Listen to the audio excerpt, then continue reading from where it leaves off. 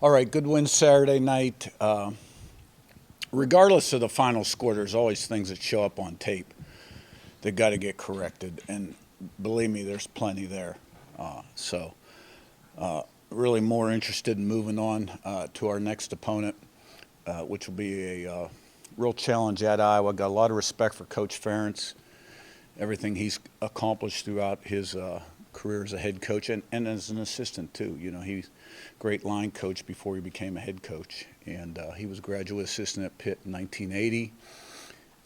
I was a graduate assistant at Pitt in 83 and 84. He's come by the offices now and then. Had a chance to met him a couple times out and around, got to know him during the Big Ten meetings, so congratulate him, on the big win a couple weeks ago to make him the winningest coach in the Big Ten. And Iowa, it's a tough place to play, Kinnick Stadium. They sell it out almost every Saturday. It's loud. And so we're going to have to play well. This will be a challenge, a more difficult challenge than the last one for sure. And the sooner our guys realize that, the better.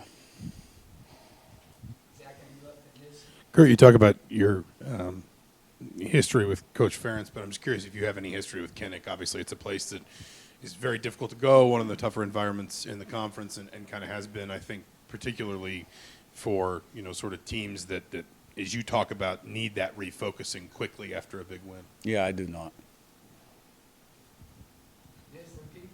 Yeah, Curt. Brian Haynes seems to be really mixing up his personnel with the front seven. Do you feel like you guys are more versatile there this year? And it seemed to make a difference on Saturday in terms of Illinois didn't really know what you guys were doing, couldn't diagnose things. But do you feel like that's been a strength? Brian always mixes things up pretty good, finds ways to get to quarterback, create TFLs. I don't think anything has changed in that regard. That was probably more about the one-on-one matchups. But look, I mean, we have some egregious mistakes in the back end, particularly at safety. We have about 5 of them in that game, and we only got exposed once because of them. And if we don't clean those up, we're going to get fractured. And you can't put that stuff on tape. Deep upper left and set. Yeah, Curt, 2 questions. One with, I think his name is Wetjum, the returner. He's averaging like 35 a kickoff, like 33 for punt return. How big a concern is he? Yeah, a great returner. Great returner. And they've always done a good job on kickoff return. And he took that first one against Rutgers. He was about 5 yards deep and was really untouched. And he's an excellent punt returner. He's in the 30s on kickoff return and punt return. So we're going to have to do a great job there. Be prepared and give great effort and tackle in space, defeat blocks. And then I had a follow-up. Just what are you getting from Amari, and what do you need to get from him? Farrell? Amari Farrell?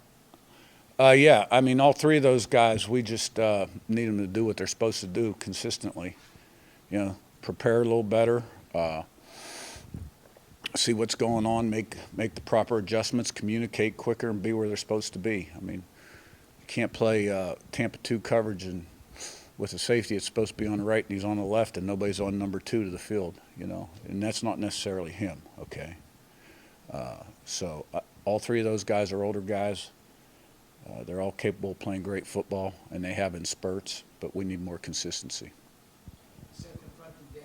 Curt, obviously, towards the end of last year, you had some issues going on the road and dealing with the loud environments, with the silent counts. I guess, how much time do you spend in the off-season trying to fix those issues, and what did that process look like? Yeah, well, we went to something different last year in the college football playoff. We didn't use the silent. We really didn't have a problem hearing. And then in the off-season, you spend time on it, and obviously it'll be a big point of emphasis this week in practice. I'm not going to tell you what we're going to do. Isaiah Jones having a really strong year. Where have you kind of seen him, evolve from last year to now, and just what's kind of allowed him to play at that higher level more often this year? Yeah, I think what you're seeing there is just another year of maturity. He was on the team before I got hired, had a back issue, so missed a lot of the season before. Got to play last year quite a bit, and he's just, the natural progression of reps accumulating, bigger, stronger, faster, older, wiser, that kind of thing. Matt, upper right, exactly. Coach, Iowa brought in a guy from the portal, I think from South Dakota, quarterback, Gronowski. Kind of struggled early on, but it looks like he's a pretty good athlete, can make some plays with his legs and his arm. What have you seen from him, especially recently? It looked like he played better against Rutgers. Yeah, won a lot of football games. That guy has.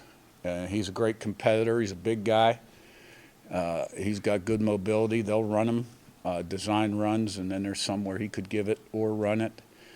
And, they've got good play action out of pocket game and in the pocket. And, he can make the throws. He's got a strong arm. They've built the offense around the quarterback. There's some new design there.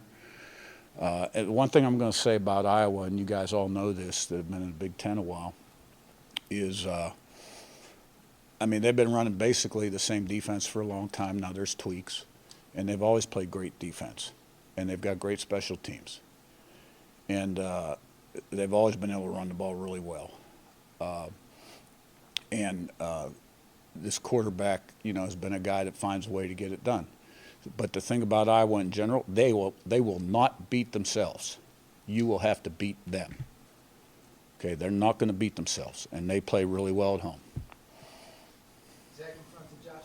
Coach, you talked about the secondary. I'm curious, you called him day-to-day a few weeks ago. Where's Byron Baldwin at in his return timetable for you guys? Yeah, I'll know more today.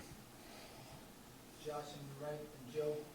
Coach, on the topic of just getting off to good starts, you got off to a decent start last week. How do you get off to that good start to silence that crowd? Yeah, well, that always helps. But, you got to play the first play of the last play, which is I was proud of the way we approached every play last week, the mental intensity and the urgency we had, regardless of the score. We've traditionally gotten off to good starts. You never really 100%. So it's a reflection of preparation, I think. And so hopefully we get off to a good start and then play well throughout and finish good. That's always the goal. Joe up top and Will. The receivers and playmakers, especially against Illinois, were getting the ball from Fernando and moving it in big chunks after the catch. How beneficial is it to not just, get the 10, 15, 20 extra yards after the catch? No, it's huge. And a lot of those were on RPOs where he's not holding the ball very long. And, you're only throwing it if you get the right look. And those guys broke tackles. And, they had an injury or two in the back. They had one guy ejected and had an injury coming in. And, our guys did a nice job out there. Now, I'd like to see them block every play, too, okay, because we played the second half, and our H's, I don't think they blocked anybody the whole second half. Will, last one on your left. Coach, on Saturday, you had writing on your left hand. It said attack in green and then 3 names in red. What's the significance of that? It's a secret. All right, thank you. Thanks.